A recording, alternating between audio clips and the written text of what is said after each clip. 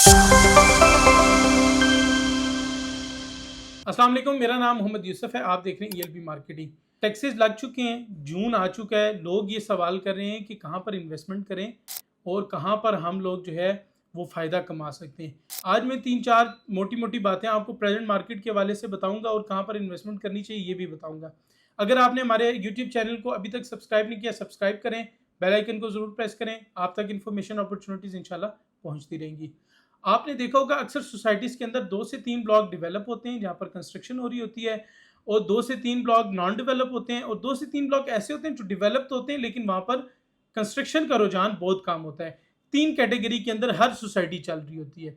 तो जब भी आपने इन्वेस्टमेंट करनी है प्रेजेंट मार्केट में या फिर फ्यूचर के अंदर आपने इन्वेस्टमेंट करनी है, हमेशा आपने कोशिश करनी है अपने बजट को पुश करके पहली कैटेगरी के अंदर इन्वेस्टमेंट करनी है जहां पर कंस्ट्रक्शन का रुझान ज्यादा हो। दूसरी कैटेगरी कौन सी होती है?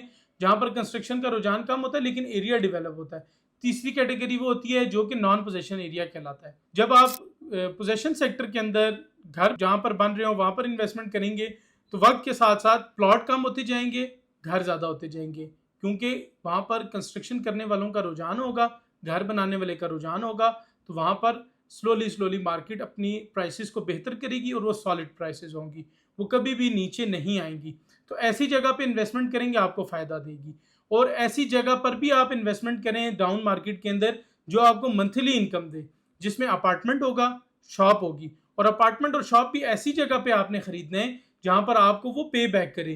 किसी सुनसान जगह पे आपने नहीं खरीद लेना, या नई सोसाइटी के नए कमर्शियल में आपने अपार्टमेंट और शॉप नहीं खरीदनी, ताकि आप अगर पॉपुलेटेड एरिया के अंदर चीज़ें परचेज करेंगे तो जैसे ही आपको पोजेशन मिलेगा तो आप रेंट आउट कर सकेंगे।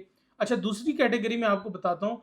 दूसरी कैटेगरी, अगर आपने एरिया डेवलप के अंदर ले लिया है लेकिन वहाँ पर घर बनाने का रुझान नहीं है, तो ये मार्केट कभी ऊपर जाएगी कभी नीचे जाएगी। यहाँ पर कभी इन्वेस्टर जो हैं वो परचेजिंग ज़्यादा करेंगे तो मार्केट में प्लॉट शॉर्ट होंगे तो प्राइसेस ऊपर चली जाएंगी। अपने प्लॉट बेचेंगे तो डेफिनेटली उसकी जो प्राइसेस हैं वो नीचे आ जाएंगी। वो एक आर्टिफिशियल मार्केट चलती है।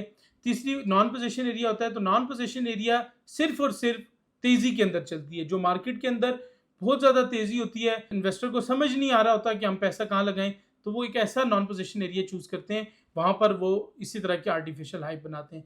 लेकिन जो दूसरी कैटेगरी है, दूसरी कैटेगरी में एक ना एक दिन 2, 4, 5 साल बाद वो घर बनाने वालों के रडार में आ जाता है, वहाँ घर बनने शुरू हो जाते हैं। वो एरिया भी आपको एक ना एक दिन ज़्यादा अच्छा प्रॉफिट देता है। तो मैंने आपको तीनों कैटेगरी समझा दी। और प्रेजेंट मार्केट के अंदर पहली कैटेगरी और मंथली इनकम वाली कैटेगरी के अंदर इन्वेस्टमेंट करें, आपको बहुत ज़्यादा प्रॉफिट होगा।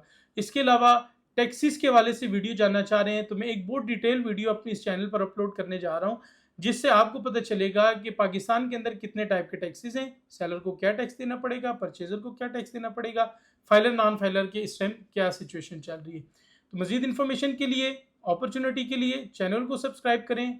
अगर आप इन्वेस्टमेंट करना चाह रहे हैं या अपना अच्छा प्लॉट बेचना चाह रहे हैं, उसके लिए भी हमारी टीम से आप रब्ता कर सकते हैं। अपना बहुत सारा ख्याल रखें। मिलते हैं नेक्स्ट वीडियो में। अस्सलाम वालेकुम।